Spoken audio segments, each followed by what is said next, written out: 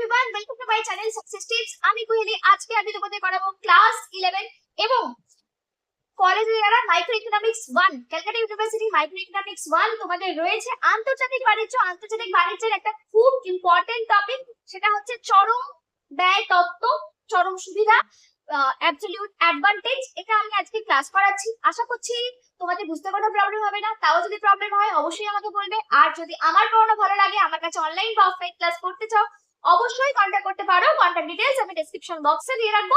চলো আমরা আজকে শুরু করছি। তোমরা হেডিং দাও, অ্যাডাম স্মিথের পরম ব্যয় পার্থক্য তত্ত্ব। পরমের জায়গায় চরমও হতে পারে, এক একটা বইতে এক এক রকম লেখা থাকে। যারা ইংলিশ ভার্সনে লিখছো তারা লিখবে Adam Smith's theory of absolute cost difference. Okay, আমি জয়দেব সার্কেল থেকে করাচ্ছি। অজয় কুমার নদীতে কি আছে আমার এই মুহূর্তে আমি দেখছি না। একটা জায়গা থেকে একটু ভালো করে বোঝো, তারপরে তোমরা তোমাদের বই থেকে যদি বুঝতে অসুবিধা হয় আমাকে বলো। ধরো এখানে বলা হচ্ছে যে দুটো দেশ আছে, absolute cost difference, absolute cost difference, পরম ব্যয় পার্থক্য, পরম ব্যয় পার্থক্য তত্ত্ব, পরম ব্যয় পার্থক্য তত্ত্ব। এখানে আমরা ধরে নিচ্ছি এটা এটা কার, এটা হচ্ছে অ্যাডাম স্মিথ। অ্যাডাম স্মিথ কে অর্থনীতির জনক। অ্যাডাম স্মিথ হলেন অর্থনীতির জনক।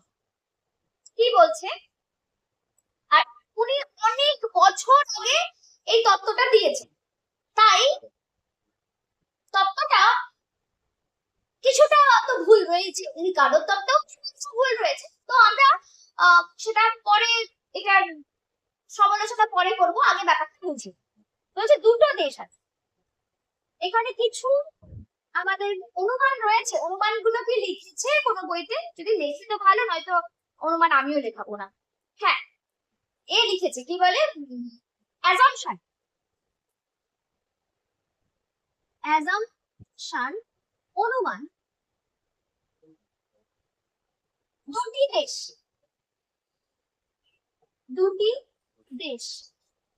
তোমরা, আমি করাচ্ছি জয়দেব সার্কেল থেকে, আমি জয়দেব সার্কেল থেকে ছবিটা পাঠাবো, তোমরা জয়দেব সার্কেলটাই পড়বে আপাতত।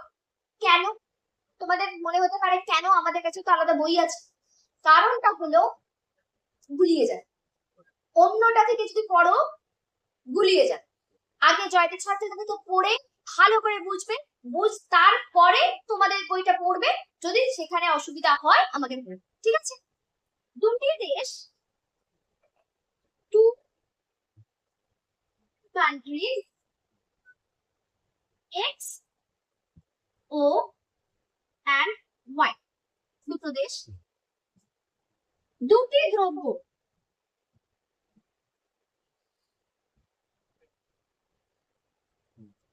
two goods,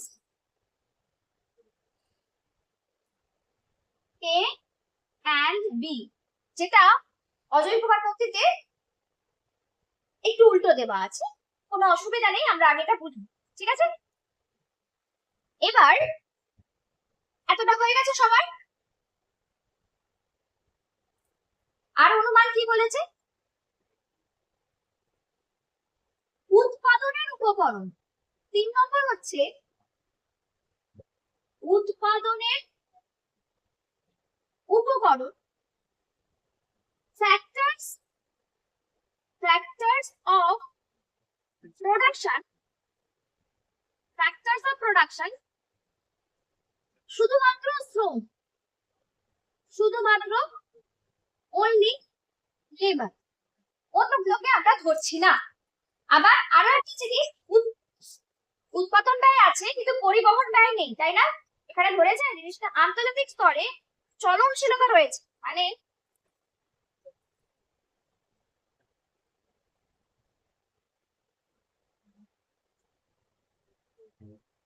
উৎপাদনের উপকরণের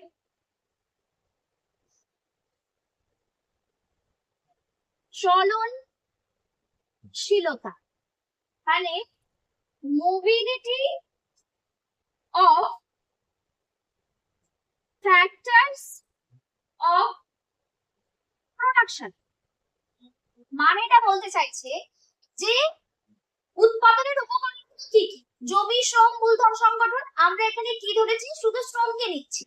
শ্রম একটা জায়গা থেকে একটা জায়গায় সহজে যেতে পারে, একটা দেশ থেকে অন্য দেশে সহজে যেতে পারে, ঠিক আছে? দুটি দেশের উৎপাদন সমব্যয় নীতি কার্যকরী হচ্ছে, এই আর একটা জিনিস, সমব্যয় নীতি কার্যকরী হচ্ছে।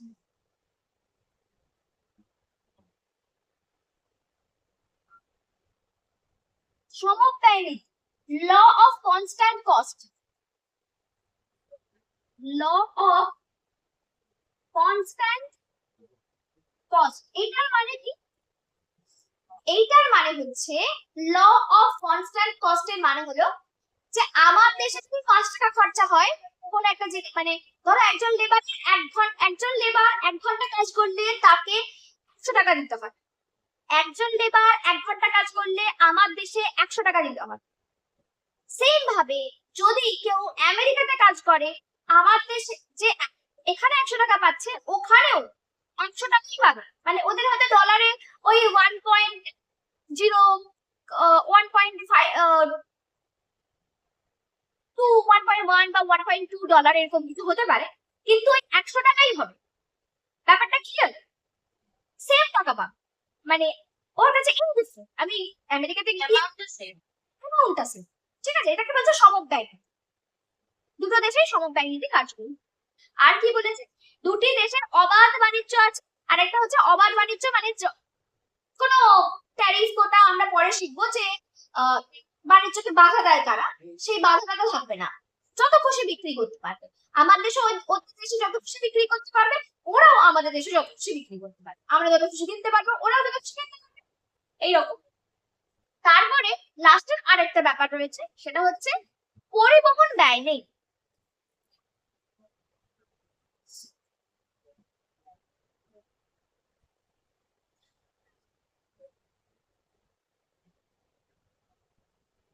No travel cost, no travel cost. এবার তোমরা, আমি তোমাদেরকে আগে বলেছি যে আমরা যেগুলো অনুমান করি সেইগুলোই একটা কি হয়ে যায়? ক্রিটিসিজম বা সমালোচনা। অ্যাজাম্পশন গুলোই ক্রিটিসিজম হয়ে যায়, অনুমানগুলোই সমালোচনা হয়ে যায়। তো এখানে আমরা অলরেডি বেশ কিছু সমালোচনা খুঁজে পেয়ে গেছি। সেটা হচ্ছে মাত্র দুটো দ্রব্য হতে পারে না, মাত্র দুটো দেশে আন্তর্জাতিক বাণিজ্য হতে পারে না, তারপরে উৎপাদনের উপকরণ মাত্র একটা হতে পারে না, তারপরে চলনশীলতা একটা জায়গা থেকে একটা দেশ থেকে একটা দেশে যখন খুশি যাচ্ছে যখন খুশি আসছে হতে পারে না, বা একটা দেশ থেকে একটা দেশে, একটা রাজ্য থেকে একটা রাজ্যে যেতে পারবে, একটা শহর থেকে একটা শহরে যেতে পারবে না সহজে, এত সহজে। সমব্যয় নীতি হয় না, যেটা আমার দেশে একজন এ গ্রেড অফিসার যে টাকা মাইনে পায়, আমেরিকাতে দেখা যাবে যে ঝাড় দেয় সে অত টাকা মাইনে পায়, মানে রাস্তা ঝাড় দেয় আর কি, সে অত টাকা মাইনে।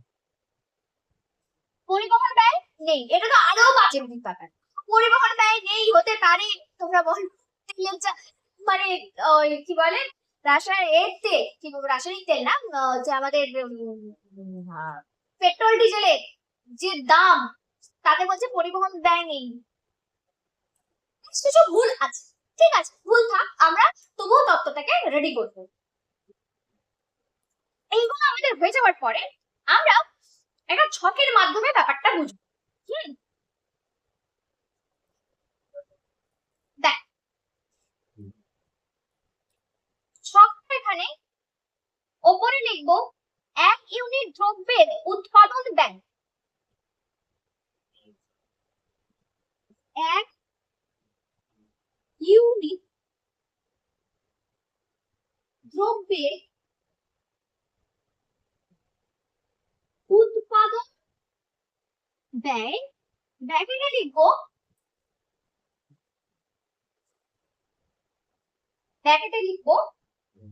বাবা আমার তো হাতে লেখা পুরো বেঁকে গেছে, শ্রম ঘন্টার মাধ্যমে, শ্রম ঘন্টার মান।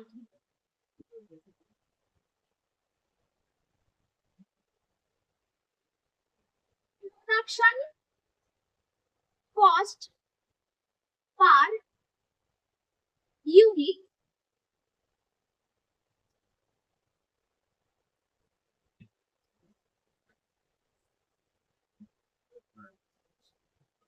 By labour hour. এটার মানেটা কি? আমেরিকাতেও যদি 1 ঘন্টা কাজ করে যে টাকা দেবে, আমার দেশেও 1 ঘন্টা কাজ করলে সেই টাকা দেবে। তো আমরা যদি আমেরিকার 5 ঘন্টা হয়, আমাদের দেশেও যদি 5 ঘন্টা হয়, সেম সেম জিনিস। তাই ঘন্টাটা বুঝলে দাম বুঝে যাবে, যে মানে যেটাই ঘন্টা সেটাই মানে টাকা, এরকম টাকা বলতে চাইছি। এবার এখানে হচ্ছে দেশ বা কান্ট্রি, মানে ওইটা উপরেরটা হেডিং, উপরেরটা হেডিং হচ্ছে সবটারই হেডিং এটা, ঠিক আছে? আর এইটা হচ্ছে দ্রব্য বা গুডস।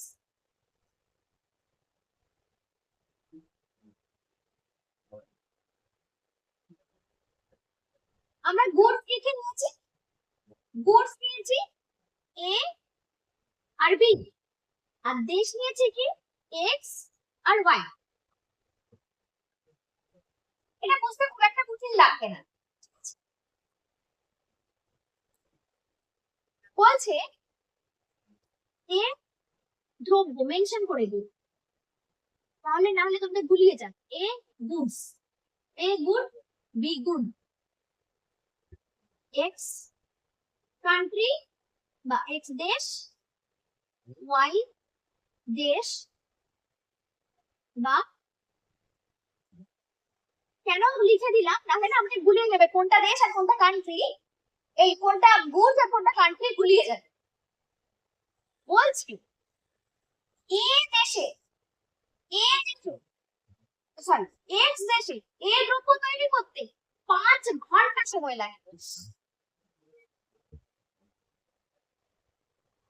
একজন লেবার 5 ঘন্টা সময়, ঠিক আছে?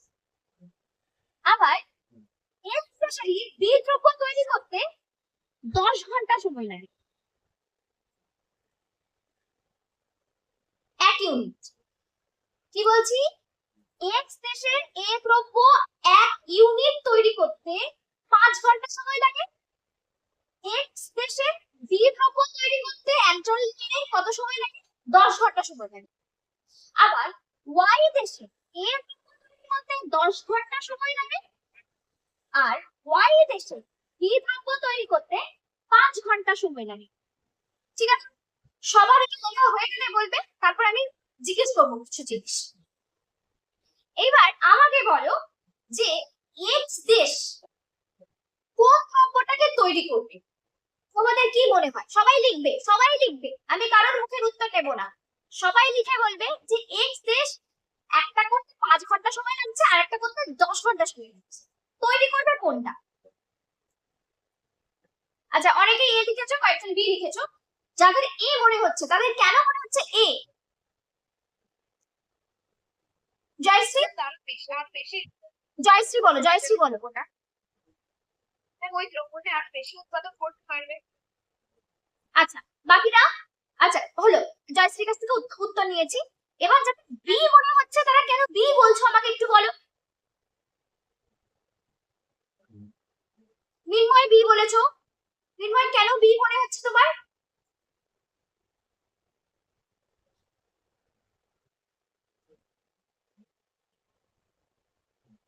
সাহিরের বি মনে হয়েছে, কেন বি মনে হয়েছে কেন? দেখো এটা এ হবে কেন? ধরো আসলে কতক্ষণ কাজ করতে পারে, দিনে 10 ঘন্টা, সে 10 ঘন্টা ধরে যদি বি তৈরি করে, একটাই তৈরি করবে, একটাই তৈরি করবে। আর যদি এ তৈরি করে দুটো তৈরি করবে, কোনটা ভালো হলো? দুটো তৈরি করবে, সময় বেশি লাগছে। আবার যে দেশ তৈরি করাচ্ছে, যাকে দিয়ে তৈরি করাচ্ছে, 5 ঘন্টা খাটলে যে টাকা দিতে হবে 10 ঘন্টা খাটলে বেশি টাকা দিতে হবে। তাহলে আমরা এখানে কি লিখতে পারি? এখানে লিখতে পারি এক্স দ্রব্য উৎপাদনের ব্যয়, এক্স দেশে উৎপাদন ব্যয় এ দ্রব্যের ক্ষেত্রে কম, বা এক্স দেশ এ দ্রব্য উৎপাদনে পরম ব্যয় সুবিধা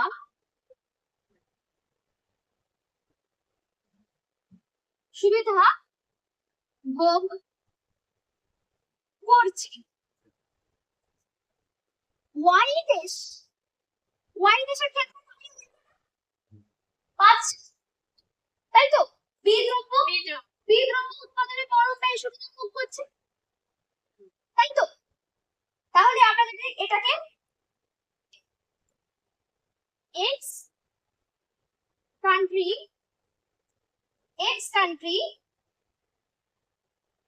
enjoys absolute cost advantage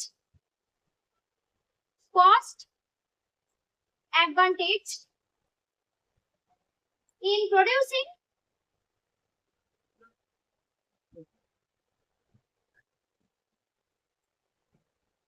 A, আর Y country enjoys absolute cost advantage in producing B, তাই তো? হয়ে গেল। এইবার এখানে বলছে যে তারপরে এখানে বলেছে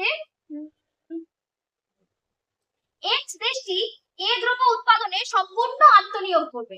এর মানে হচ্ছে এক্স দেশ কি করবে? শুধু এ প্রোডাকশন করে এটাকে কি করে দেবে? বিদেশে বিক্রি করে দেবে, মানে নিজের দেশে ভোগ করে তারপর বিদেশে বিক্রি করে দেবে। আর ওয়াই দেশ কি করবে? বি তৈরি করবে, তারপরে নিজের দেশে ভোগ করে বিদেশে বিক্রি করে দেবে। ঠিক আছে? তো দুজনেই দ্রব্য পেয়ে গেল, কোনো অসুবিধা নেই। এবার বলছে দুজনেই লাভবান হবে। কারণটা কি? আমাদের তো ওই একটা দেশ থেকে একটা দেশে নিয়ে যাওয়ার কোনো খরচা নেই, কোনো অসুবিধা নেই। তো সেক্ষেত্রে ওরা কি করতে পারে? ওদের সুবিধা হচ্ছে যে আমি কম খরচে পেয়ে যাব। যদি এক্স কান্ট্রি এটা তৈরি করে তাহলে ওয়াই কত টাকায় পাবে? ওয়াই ধরেন আমি যদি এখানে কথা হিসেবে ধরি, এক্স কান্ট্রি এ দ্রব্য তৈরি করতে 5 টাকা খরচা আর বি দ্রব্য তৈরি করতে 10 টাকা খরচা। ওয়াই এর এ দ্রব্য তৈরি করতে 10 টাকা খরচা, ওয়াই এর বি দ্রব্য তৈরি করতে 5 টাকা খরচা। এইবার ওয়াই কি করবে? এটা কি করবে? কোথা থেকে কিনবে? এ দ্রব্য কোথা থেকে কিনবে? এক্স দেশ থেকে। ওর খরচা কত? 5 টাকা। আমরা এখানে ধরে নিই যে বাড়তি কোনো চার্জেস লাগছে না, বা যদি লাগেও ও 5 টাকা থেকে কিন্তু এখানে তো অনেক খরচা, 10 টাকা খরচা। ক্লিয়ার ব্যাপারটা? বুঝলে কি বললাম? তাহলে এক্স কি করবে? এ উৎপাদন করবে এবং এ রপ্তানি করবে। তাহলে এটা সবটা হয়ে গেলে বলবে আমি বুঝবো, আবার লিখবো কয়েকটা জিনিস। এবার আমরা এখানে কি লিখতে পারি? এবার আমরা এখানে লিখবো যে এক্স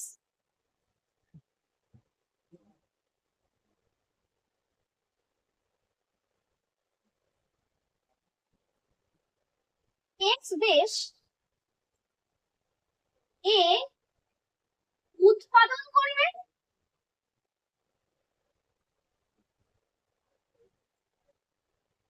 এবং রপ্তানি করবে।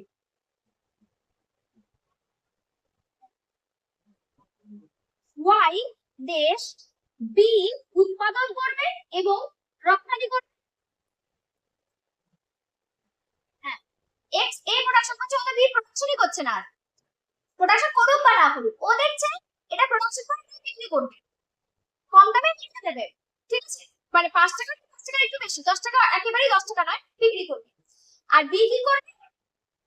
ওয়াইটা তৈরি বি এই সরি ওয়াই কি করবে? বি তৈরি করে বিটাই বিক্রি করবে। ওটার কম খরচ, তৈরি করতে কম খরচ। এবার তোমাদের বিক্রি করতেও তো বেশি টাকা পাবে না, কিন্তু কেন করবে? কেন করবে? কারণ অন্যটা কিন্তু ওর বেশি খরচ হবে না। হ্যাঁ, বোঝা গেল? আচ্ছা, এক্স এখানে ইংলিশে লিখতে হবে x country X will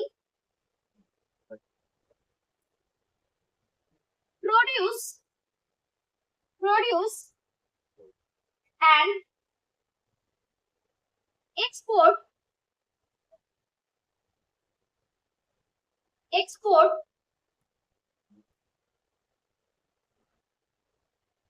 good A.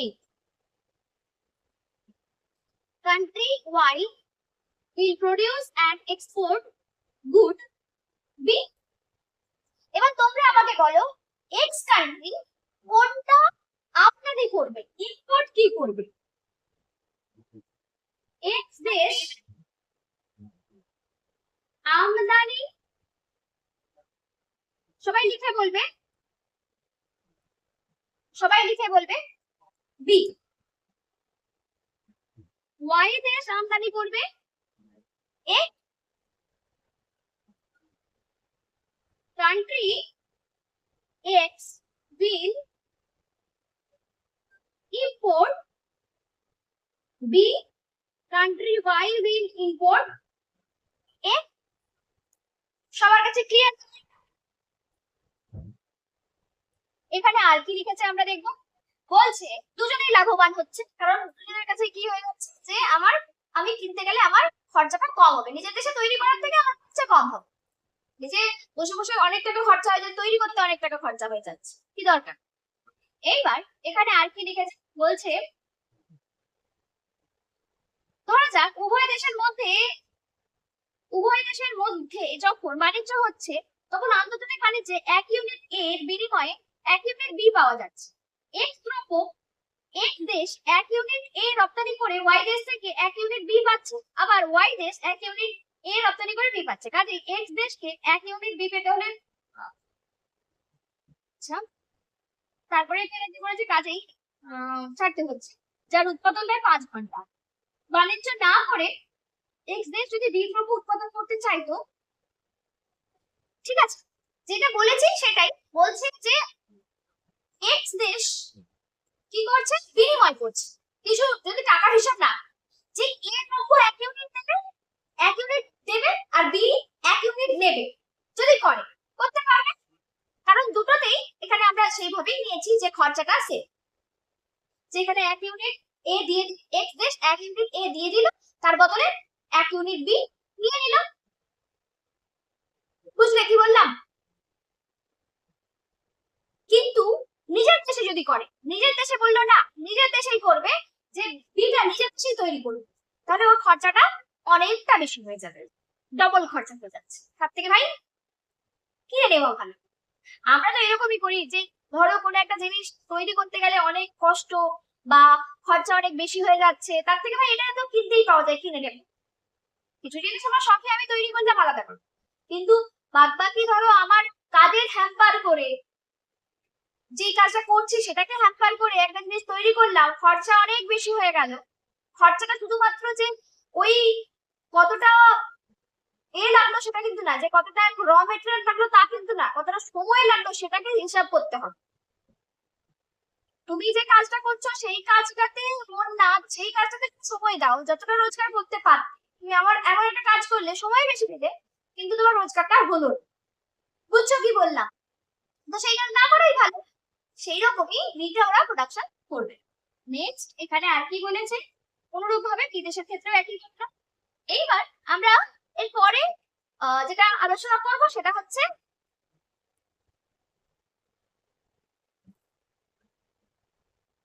রিকার্ডোর তত্ত্বটা আলোচনা করব। আগে তোমরা এটা পড়বে, পড়ে দেখে যদি বুঝতে অসুবিধা হয় তখন আমাকে বলবে, ঠিক আছে?